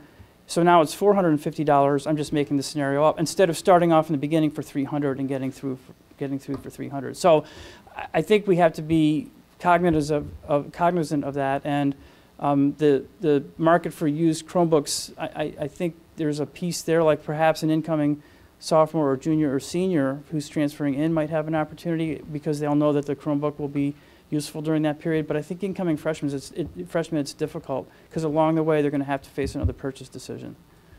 But anyway, I am looking into that, and I'm talking with people and trying to figure out if there's some way that we can leverage that used Chromebook for other families in the future. And maybe Google will change, perhaps they'll change their licensing arrangement at some point in time too, to make it a little bit more flexible for districts to do this. And then as we look at the parent information sessions at York, I actually have kind of a two-phase question is, are we communicating now, not just with the PTA Council, academic boosters, and the York advisory team, but to all parents that will be affected to prepare them for that additional York registration and costs and the Chromebook and this the rollout? Communication material is being developed with York in collaboration with York. It's a collaboration. I feel it's a York communication to the parents with, of course, the district helping to put that together and get that out. So I'm working with the York administration to pick not only the date or dates to have the sessions, but also to get the communication out ahead of time so that parents can schedule that on their calendars. So it's in progress, but nothing's been officially scheduled, and the communication hasn't been completed yet. But it's being developed. So I'm going to kind of pull it apart then. Mm-hmm. So we can have parent information sessions at York, but are we going to communicate now at the end of this school year to prepare for? Yes, the communications are being developed, and they will be sent out shortly. I don't have a date for that though, because honestly, it's a collaboration, and I don't have all that. I'm just saying that the first blush will come this week because this will all be discussed in board highlights. So that will be the first official communication. Right, but I think yes, I agree. The communication to the families, or direct communication with the details in it, and then an invitation to come to the sessions, that communication is actually being developed right now. So I don't know exactly when that'll be ready, but the goal is to get that out soon so that parents have that information and they can put the dates on their calendar. So two quick comments on the whole initiative, if you will. Back in the April 14th board meeting, wonderful presentation with lots of people, lengthy conversation around it. But I want to once again reiterate that we had a survey out to our employees to say, are you ready and do you want to move forward? And we had 93.2% of employees saying, yes, let's move forward. And we're talking about York specifically, so York specifically was 95.1%. Mm-hmm. So I just want to highlight once again that we're asking the employees who are affected, and they're giving us the feedback that they would like this to move forward. Mm-hmm. And secondly and lastly is, I know that a year or so ago, when Dave was working with all employees about their priorities of what they would like us to be working on and allocating resources to, the second highest response was instructional coaching, technology support, and moving this forward. So I just wanted to kind of put the bigger picture in with this detail. No, I appreciate that. And actually, I realized shortly before the presentation that another item that maybe should have been in here that I want to mention is the professional learning plan that's going on right now, because that is actually underway already at York. And then there's a complete plan for the summer. There's budget allocated for a significant number of hours for every teacher from grades 6 through 12. And then there's also funding throughout the school year. And there's a plan being put together for other training opportunities for teachers throughout the year. So, and it's also set up, I can't speak to it too much, but I mean, I've seen some of the plans at a high level, and the teachers will have some choice as to where they feel they would benefit the most. It's not sort of a one-size-fit-all for the training, so there's a nice program being put together for the teachers to review what's available, think about their own needs, and find professional learning opportunities that are going to help them the most. I don't know if you want to have anything to add or not. So I can certainly talk to you about it if you're interested in any of the classes. Kathy Baker is also here, who's leading it. Who has really solid understanding of it. She's working with our ITCs.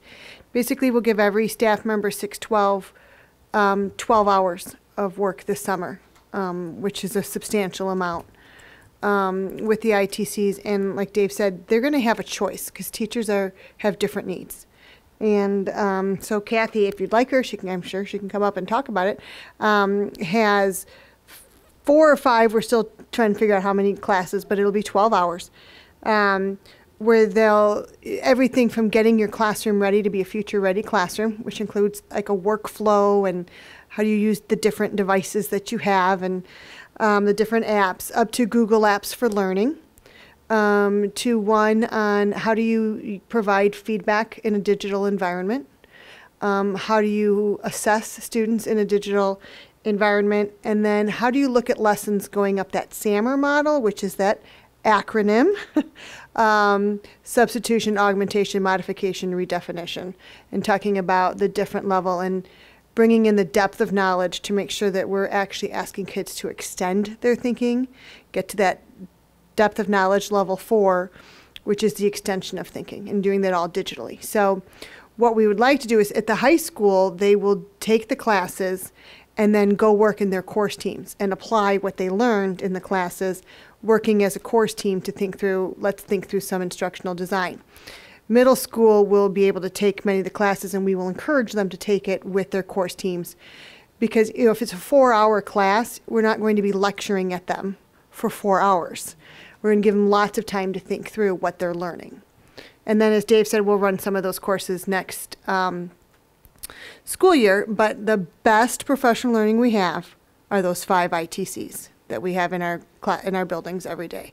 They will be able to provide that job-embedded, real-time professional learning throughout the school year next year. So very excited about that. But I do want to thank Kathy Baker and the ITCs because they have worked really hard. And Chris Covino at York has been working very hard as well on getting this ready for our staff.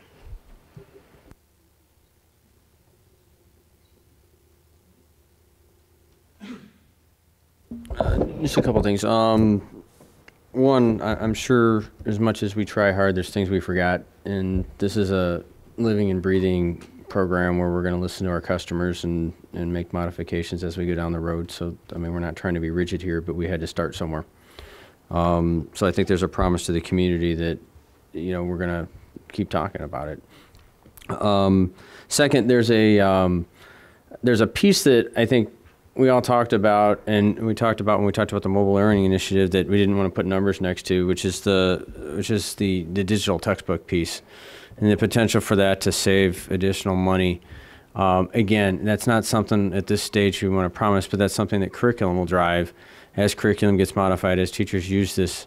There's a strong encouragement. I think we would like to make sure that we have an ongoing conversation about, in the context of curriculum development, how we can migrate to this, because in other districts there's case studies about how there's significant savings that more than pays for the cost of the device over the term, but it takes a while to get there. And so I think we just want to put that marker out on the table, but then commit to talking about it as we go forward. The last piece is just a technical question. When you talk about this management license, number one, it's a piece of software. Right, so even if the hardware is not at end of life, the software ends up. Can you buy another license? No, the licenses there's a license per device, and it's tied to the device, and it's non-transferable. I think the only exception to that is if your device is stolen, you have to get another device of the same model, and you have to actually work with Google to do some sort of a manual transfer of that. But I can't buy a 3-year extension of that license like I can with Windows or one of the other devices. No, because and actually there's a link on, if you Google, or if you Google like Chromebook end of life, you'll see that there's an actual table published by Google that's by Chromebook model. So every Chromebook that's been issued since the beginning of the Chromebook existence, there's a 5-year window after which they don't guarantee that it'll work. It's interesting the way they right, but most software does, but the thing still functions, right? Yeah, but the device will function. It's the management license that they're not guaranteeing that it will work beyond 5 years, and they also aren't guaranteeing that they will provide support for the device or any further updates on the Chrome OS. So it's really just saying they have the right to pull out and say, it's Microsoft, but just with a shorter fuse on it. But so when my kid leaves, and if they take it with them, and it still works, is there something we as a district have to do to remove some of the governors that are on these things? Okay, if that's your question, absolutely. No, that's a separate question, but that's a corollary to what I was just asking. It's like, I have a senior. If I want to keep that after I've used it for a year rather than sell it back. We are going to we're going to organize the Chromebooks into groups by graduating year, so that we know which devices are with the seniors and which are with the juniors and so on. And when there's a graduation group, we're going to withdraw those from the it's called disenrolling them. We're going to disenroll, and then it's as if we never touched it. It can be wiped and started all over again, log in, and it's like you got it off the shelf. So that's what we're planning on doing. We're going to actually take our hands off the device when students leave, and it's their Chromebook. And to Karen's made this point earlier, you don't get that if you don't pay for it, right? I mean, we have the control of the device, so if somebody's not paying their bill, it doesn't work. We can shut the thing down. I mean, I get that if people have a hard time paying their bill, but to not pay the bill and take the hardware with them. Yeah, it's like, bring the hardware back and we'll work with you. But so you have some control that says, look, this is useless to you, so bring it back. We'll work out whatever hardship we have to work out, but we're not going to have devices disappearing. It is technically possible to do that, and that same process would be used if somebody reported a stolen or lost device. We could also make it, shut it down. Shut it down, yeah. All right, thank you. Can I just make a comment too real quickly on that question about it shutting down from the Elmhurst 205 account? Because if they have their own Gmail account, they can still continue to use Google Docs once it's no longer the management license.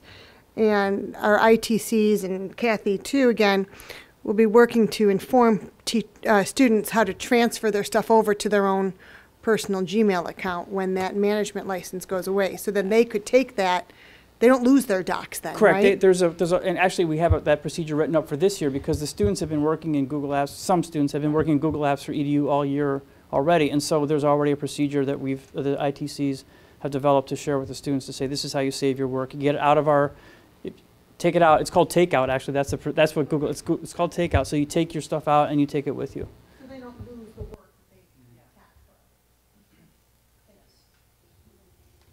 Thank you.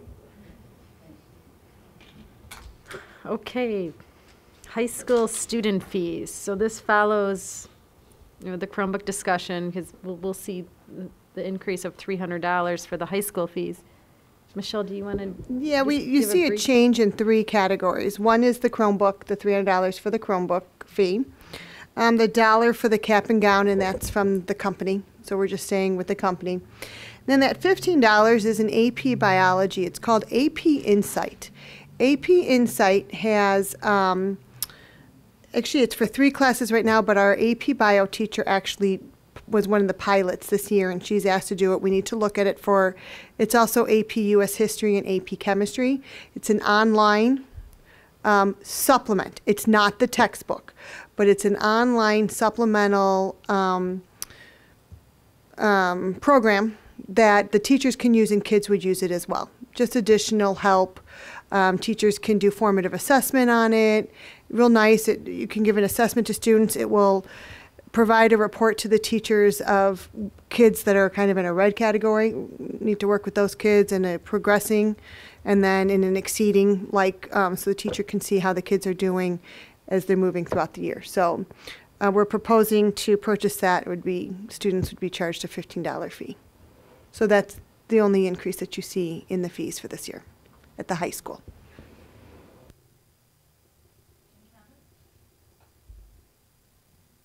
Okay, thank you. That leads us to the superintendent's consent agenda. Yeah.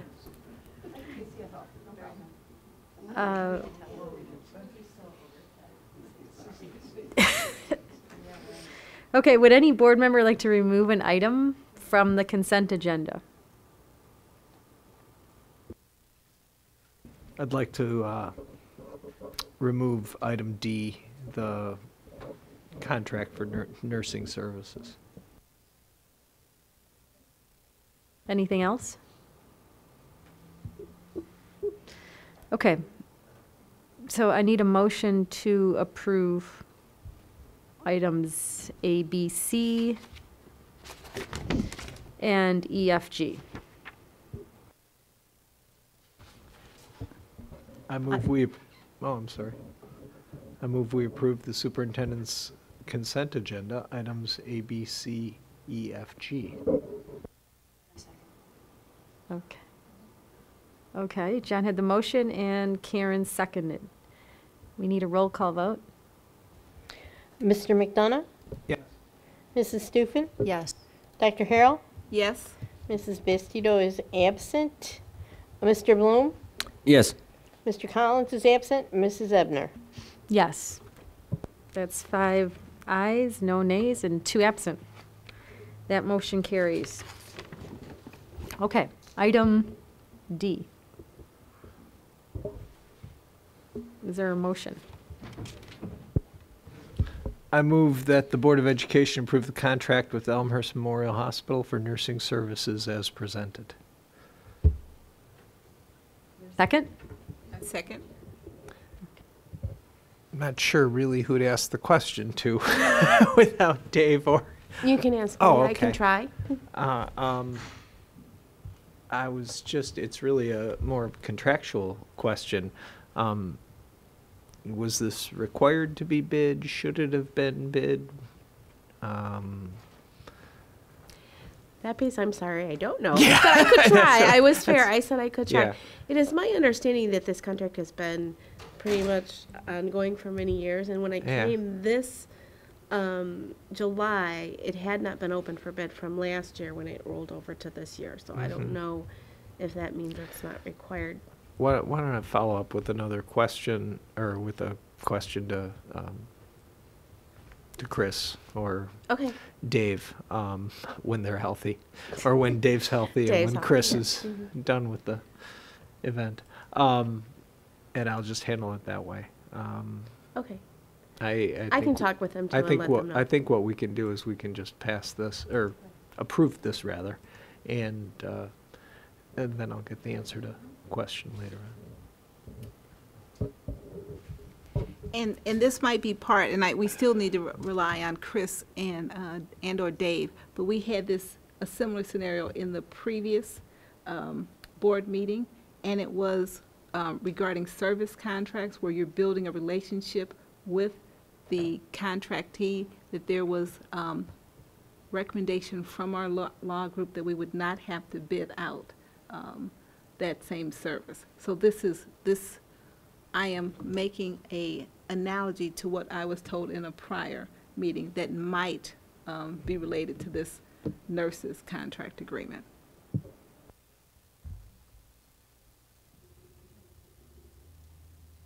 Okay, Ellen, we need a roll call vote. Mr. McDonough? Yes. Dr. Harrell? Yes. Mrs. Stufen? Yes. Mr. Bloom? Yes. Mrs. Bastido is absent. Mr. Collins is absent. Mrs. Ebner? Yes, that's 5 ayes, no nays, 2 absent. That motion carries. Action on closed session items. Margaret.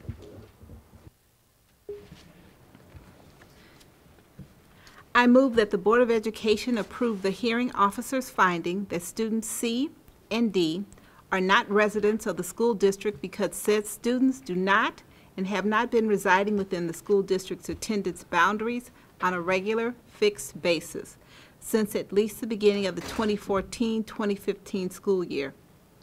As a result, I further move that student C be disenrolled on May 18, 2015, and student D be disenrolled on May 28, 2015, and that tuition be charged from the first day of the 2014-2015 school year through the date of disenrollment in the amount of $24,417.12.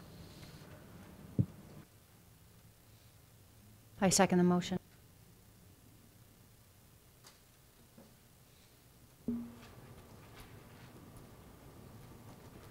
Is that a voice vote? Okay, all in favor? Aye. All opposed? That motion passes. Second motion on student residency.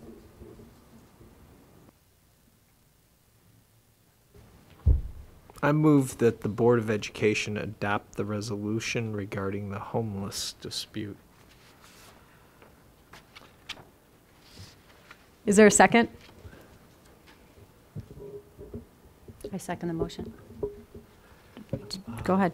Given the subject matter after thinking about it, I think it'd probably be best for us if I read the resolution before we approve it.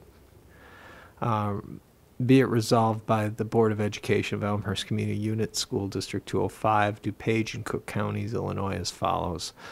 Number one, the board has reviewed all materials relevant to the homeless dispute involving the family identified in closed session, including the ombudsperson's decision in which she determined that there is no evidence that the family has ever resided in the district's boundaries and that the district is therefore not a proper choice of school for the family's children, even if they are homeless under relevant law, and in which the ombudsperson recommends that they be allowed to complete the 2014-15 school year in the district schools, despite the lack of legal authority for such recommendation. Number two, based on the review of these materials which were discussed in the closed session immediately preceding the adoption of this resolution, the board adopts the ombudsperson's decision that the district is not a proper choice of school for the family's children, adopts the recommendation that the children be allowed to complete the 2014-15 school year in the district schools, and directs that the children be disenrolled from the district schools as of the last day of school of the 2014-15 school year. The board's decision to allow the students to finish the year is not required by law, is made purely at the discretion of the board to facilitate the students' transition, and does not constitute a waiver of the position that the students were improperly and wrongfully enrolled in the district schools for the entirety of the 2014-15 school year, or any rights of the district resulting from that wrongful enrollment. Number three, this resolution shall be in full force and effect upon its adoption. Okay. Is this a roll call? No, it's a voice vote. Okay, all in favor? Aye. Aye. All opposed? Aye. Yeah, it does say roll call vote on the resolution. Oh, does it? Okay. I'll call them. Okay. Mr. McDonough? Yes. Mrs. Stufen? Yes. Dr. Harrell? Yes. Mr. Bloom? Yes. Mrs. Vestito is absent. Mr. Collins is absent. Mrs. Ebner? Yes, that's 5 ayes, no nays, 2 absent. That motion passes. Board communications. Anything else to talk about? Okay. Hearing none, we'll go to upcoming meetings. Tuesday, May 19th. Oh, did you have a communication? Yeah, just a communication. Okay, go ahead. Got the intergovernmental agreement for stormwater back from the attorney. I haven't gone over to make sure all the final revisions were made. It should be going over to the city this week, provided everything that we asked for to be done is done in the document. If anyone has any questions about it, come see me or ask now, and we could talk about it here.